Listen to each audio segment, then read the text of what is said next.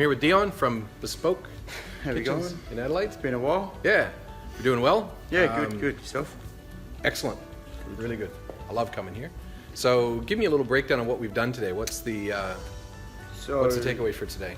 Today we're actually just starting to sort out and clean up, final clean up and sort everything out at the back, where we start to assemble all our cabinets. Yep. Try to make it more of a free-flowing assembly area. Efficiencies? Yeah, Yep. trying to tighten that up and try to reduce the amount of steps we're taking between every task we do. So. Yeah. So we talked a little bit about assembly today, didn't we? Yeah. So what are we gonna change in assembly that should speed things up a little bit? What we probably were doing at the start was just making cabinets and then worrying about doors and drawers and finishes. Now we're actually going to complete a whole cabinet from top to bottom, drawers on, faces on, everything completed. And once it's on the floor, it's done and don't have to ever touch it again.